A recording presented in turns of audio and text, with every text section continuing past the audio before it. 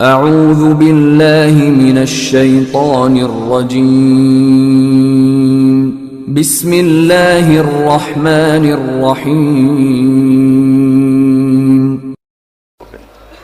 کون کسی کو یاد رکھتا ہے اور کس کے پاس وقت ہے کہ کسی کو یاد رکھے، لیکن جنہوں نے اپنی زندگیاں اللہ اور اس کے رسول کے نام لگا دی ہوتی ہیں، نہ ان کی قبریں پرانی ہوتی ہیں اور نہ عقیدتوں کے پھول مہنگے ہوتے ہیں، محبتوں کے سلسلے ان کے ساتھ قائم ہوتے ہیں اور ان کا صدقہ جاریہ ان کی قبر کی روشنی کا ساماں بنتا ہے، اور ان کے نیک اور صالح اعمال لوگوں کے دلوں کے اندر تازگی پیدا کرتے ہیں اور ان کی محبت کو کبھی بھی ختم نہیں ہونے دیتے۔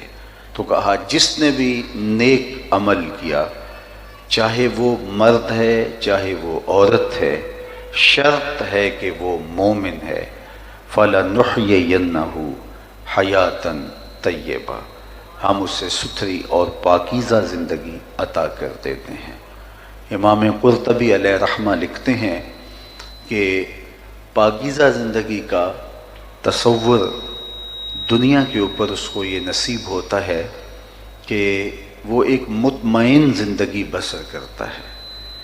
جب خوبصورت اعمال کے ذخیرے سے اپنے نامہ اعمال کو پر نور کرتا ہے ایک بندہ مومن، تو پھر اس کی مطمئن زندگی ہوتی ہے، ورنہ دولتوں کی کثرت کے باوجود بے چینیاں جان نہیں چھوڑتی، زندگی کے اضطراب ختم نہیں ہوتے، ہر وقت انسان ایک انجانے خوف میں مبتلا رہتا ہے۔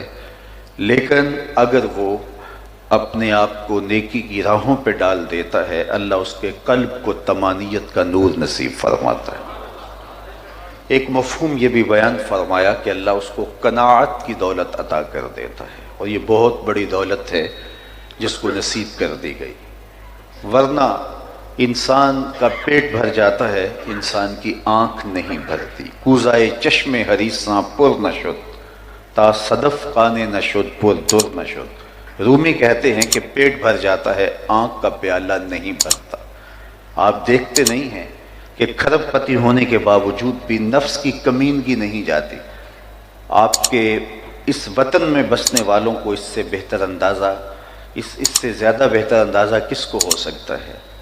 نفس کی کمینگی ختم نہیں ہوتی۔ قناعت ایک ایسی دولت ہے کہ جو مطمئن زندگی کی ضامن بنتی ہے۔ شیخ سعدی شیرازی فرماتے ہیں کہ پیٹ بھرتا ہے لیکن آنکھیں نہیں بھرتی۔ آنکھوں کو دو چیزیں بھرتی ہیں، یا قبر کی مٹی بھرتی ہے یا صبر کا اور قناعت کا پانی بھرتا ہے۔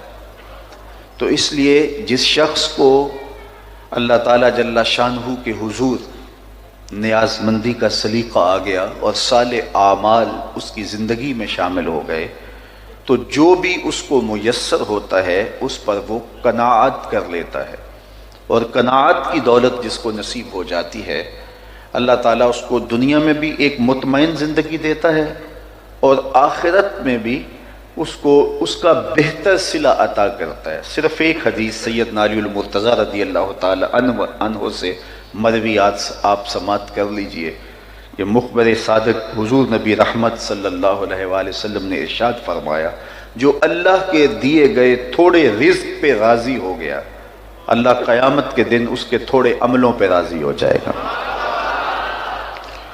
بندے کو تو ضرورت تھی، لیکن ضرورت کے باوجود بھی اللہ کی تقسیم پہ راضی ہو گیا کہ مالک تو نے مجھے جس حال میں رکھا ہے میں اس پہ مطمئن ہوں، اس پہ میں واہ راضی ہوں۔ تو جو اللہ کی تقسیم پہ راضی ہو گیا، نہیں ہوگا تو پھر بھی کیا ہوگا؟ ہوگا تو وہی۔ کسی نے حضرت واصف علی واصف سے پوچھا تھا کہ غم کسے کہتے ہیں، تو انہوں نے کہا اللہ کی مرضی اور اپنی مرضی میں فرق کا نام غم ہے۔ بندہ چاہتا ہے کہ یہ ہو اور اللہ چاہتا ہے کہ یہ ہوگا وہی جو رب چاہے گا۔ تو اب اپنی مرضی کو اللہ کی مرضی سے جب الگ کریں گے تو زندگی دکھوں کا مجموعہ بن جائے گی، اور جب اپنی مرضی کو مالک کی مرضی میں فنا کر دیں گے تو وہ دکھ بھی سامان راحت بن جائیں گے۔ جب اپنے آپ کو اس کی مرضی میں فنا کر دیا تو یہ اس کی رضا کے سانچے میں ڈھال کر کے آپ ایک مطمئن زندگی بسر کرتے ہیں، ورنہ ساری زندگی عدم اطمینان کا شکار رہیں گے۔ وہ کیا کسی نے کہا نا، جے سونا میرے دکھ وچ راضی تے میں سکھ نو چلے ڈاواں۔ تو جب بندہ اس کی رضا پہ راضی ہو گیا، اس کی تقسیم پہ راضی ہو گیا، تو پھر ایک مطمئن زندگی اس کو نصیب ہو گئی، اور اس کے پاس کچھ ہے تب بھی مطمئن ہے، اور اگر اس کے پاس نہیں ہے تو تب بھی مطمئن ہے کہ یہ میرے رب کی رضا ہے، میرا رب مجھ کو اس حال میں رکھنا چاہتا ہے اور میں اس حال پہ مطمئن ہوں۔